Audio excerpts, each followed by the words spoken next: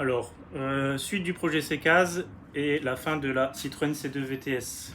Alors, pour t'expliquer un peu la logique de la C2 VTS, tu aurais pu me dire oui pour un swap, etc. Tu aurais pu partir sur une 206 ou peu importe le modèle, mais pourquoi prendre une C2 VTS? En fait, il faut que je t'explique un truc, tu vas comprendre tout de suite. Bon, tu vas venir avec moi et je vais te montrer la petite Mégane e-tech électrique. Mais bon, c'est pas le sujet. Voilà pourquoi. Alors, j'ai acheté une C2 VTS tapée à l'arrière parce que la C2 VTR de ma femme, on l'avait défoncée tapée à l'avant. Et donc du coup, maintenant je pense que tu commences à comprendre. J'ai toujours eu le projet du C15 et du swap. Je cherchais un moteur et je suis tombé sur une bonne affaire. J'ai récupéré une C2 VTS accidentée à l'arrière, classée épave. Et donc du coup, j'ai récupéré la C2 et l'objectif, comme tu as compris, c'est de retaper la C2 VTR de ma femme pour laquelle on avait investi beaucoup d'argent dans le moteur. C'est des bonnes voitures, je pense que tu connais le marché de l'automobile d'occasion en ce moment. Il n'y a rien, tout est très cher, tu tombes que sur des merdes. Et comme cette voiture-là, elle est dans la famille, ça fait 4 ans, 5 ans, qu'on connaît l'historique, qu'on l'a suivi, on voit bien, c'est une voiture saine, c'était une voiture saine entretenue. Et donc du coup, vu que j'avais l'occasion de récupérer la VTS, j'ai récupéré la VTS et l'objectif, c'est déjà dans un premier temps dégager la caisse de la VTS qui est maintenant finie, mettre celle-ci dans le garage, la remettre en route et après, bon, le swap ça sera pas pour celui-ci, hein. J'en ai un autre avec une caisse qui a 50 000. Voilà. Et donc du coup voilà, c'est l'accident qui a un peu pas forcé le choix de la C2 VTS, mais ça l'a bien influencé. Voilà, un petit C15.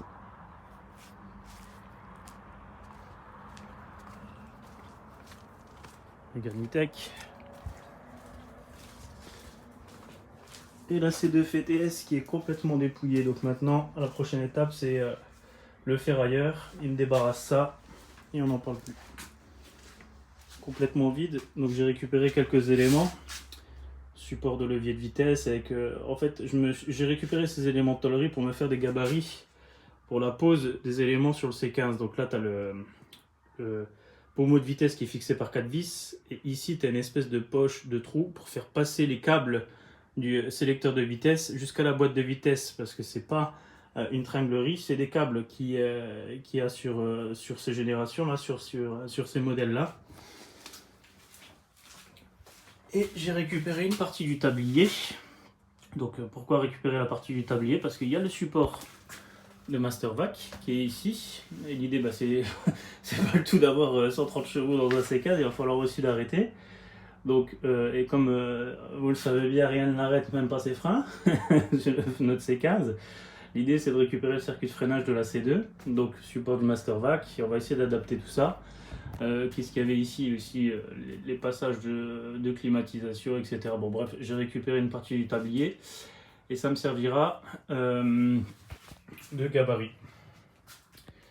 Voilà. La prochaine étape, c'est de descendre cette caisse sur un espèce de chariot fait maison, parce que là, il n'y a vraiment plus rien. Et sur Chandelle, je ne devrais pas aller forcément très loin. Et pour ce faire, on va faire un espèce de chariot. Donc le chariot, qu'est-ce qu'on va faire? 4 roulettes que j'ai achetées, que je vais visser sur une palette. Une fois qu'ils seront vissés sur la palette, je pose la C2 dessus. La C2, on la tire jusqu'ici. Et quand le ferrailleur il vient, il a juste à charger la bagnole et salut. Voilà. Bon voilà, le chariot pour la voiture il est fait, hein. Comme on avait dit, voilà, 4 roulettes, une palette, simplement boulonner. Et voilà. Pas plus, pas moins. Voilà, je pose la caisse dessus et on voit ça après.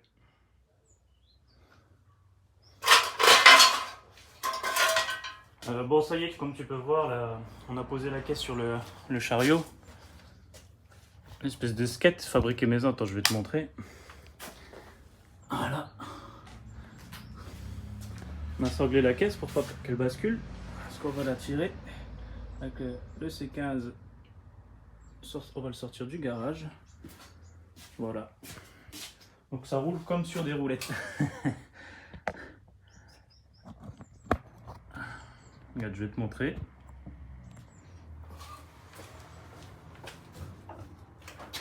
Tu vois, tu vas où tu veux.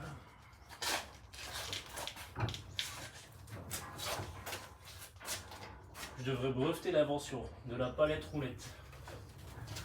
Voilà. Donc comme ça, tu peux voir l'invention et le début de la fin de la C2.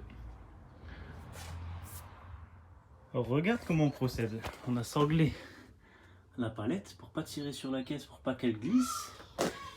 J'ai sanglé aussi la caisse sur la palette. Comme ça, il n'y a pas de risque de glisse.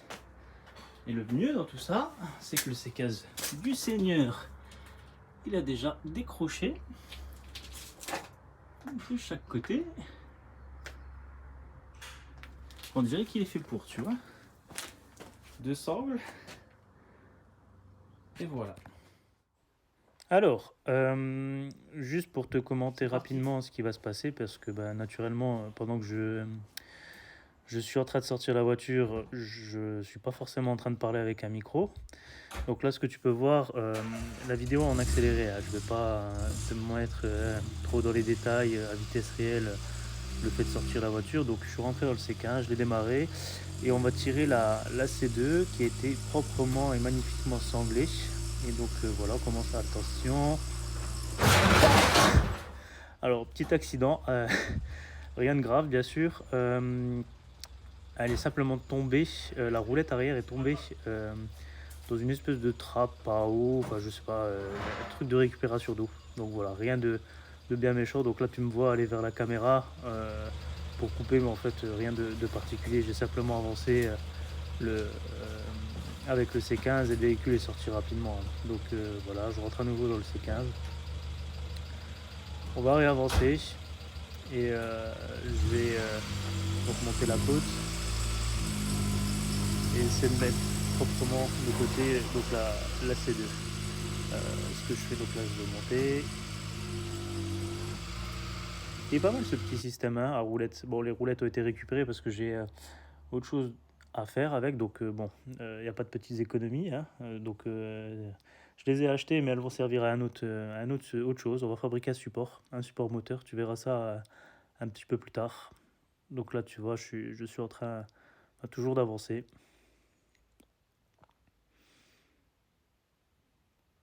Là, t'as ma femme qui me dit mais tu vas pas laisser ça dans le passage? Eh ben non, je vais pas laisser ça dans le passage. Je voulais juste m'assurer que tout était en ordre. Et ce que je fais, je vais chercher des bois pour caler tout simplement le véhicule, le mettre entre guillemets en sécurité. Quoi.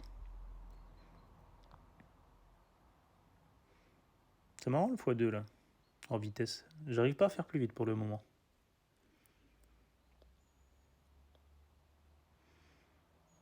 Donc ce que je fais, je recule. Bon, les roulettes arrière sont des roulettes orientables, donc du coup elles sont restées sous le dernier écrement. Tu vois que je force pas vraiment. Hein. Bon, c'est pas si facile, mais c'est pas réellement dur. Donc je les ai remis dans l'axe. Et ce que je fais, je recule tout simplement avec le C15 et par la gravité, le véhicule descend. Voilà. Je pense que ça t'a capté. Et l'idée, c'est de le mettre proprement sur le côté, que je puisse au moins utiliser la descente de garage et l'accès au garage. Hein. C'est pas de la mettre en travers ou je ne sais quoi. Donc, je la recule. Voilà, je la repositionne pour que le véhicule parte proprement sur le côté.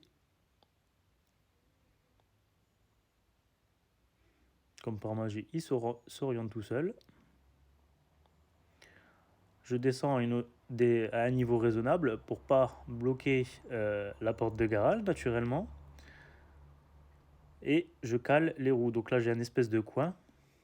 Je crois que j'avais eu ça dans un kit. Vous savez, dans les roues de secours des véhicules, des fois vous avez des coins. Donc là je cale un bois.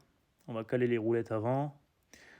Ce qu'il faut savoir, c'est que le véhicule est resté comme ça, allez, 2 jours, je pense, jusqu'à prendre rendez-vous avec le ferrailleur. Enfin, prendre rendez-vous, le temps qu'il passe, le temps qu'il vienne, et qu'il vienne donc prendre avec sa pince le véhicule. C'est dommage, je ne l'ai pas filmé ça, c'est assez spectaculaire, mais je ne l'ai pas filmé. Donc là, tu peux voir, hein, je recule et la sangle va se détendre. Le véhicule est bloqué par les bois, donc plus vraiment aucun risque de descente. Voilà, je vérifie que tout est en ordre, tout est sous tension.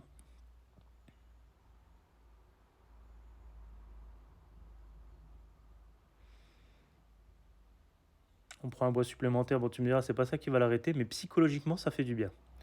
Donc je l'ai mis, je le mets légèrement en tension, tu vois, bon. Après la caisse en état est pas si lourde, hein. Il n'y a pas de raison pour laquelle elle devrait basculer, d'ailleurs elle n'a pas basculé ni quoi que ce soit. On détache les sangles, on fait de la place avec la camionnette. Ah non, pardon, j'ai été chercher une bâche que j'avais mis de côté. L'idée, c'est pas que ça ressemble à une porcherie quand même devant chez moi, c'est bien beau de faire de la mécanique, mais pourquoi étendre le chantier au-delà du garage? Après, voilà, on peut stationner des véhicules, hein, mais en tout cas chez moi, enfin, l'idée, c'est pas que ça ressemble à un garage auto, hein. Le quartier est assez calme, on va pas se mettre les voisins à dos. Donc je prépare une bâche que je vais acheter. J'avais dû acheter ça au Leclerc Auto, hein, voilà, tout simplement, hein. Ça m'a pas coûté spécialement cher.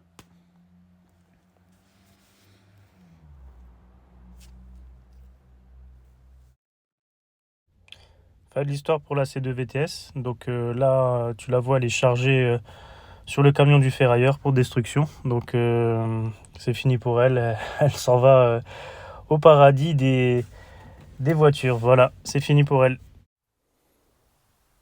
Alors pour finir cette vidéo, je te fais un tour rapide du prochain sujet.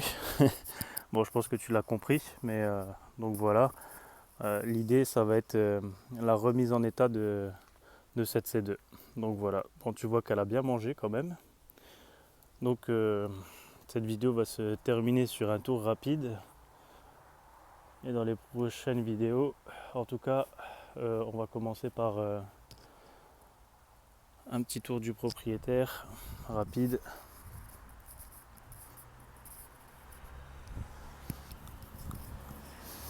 Mais au moins tu sais que les prochaines vidéos, là ou les prochaines vidéos, ça sera sur la remise en état de cette voiture. Allez, bye!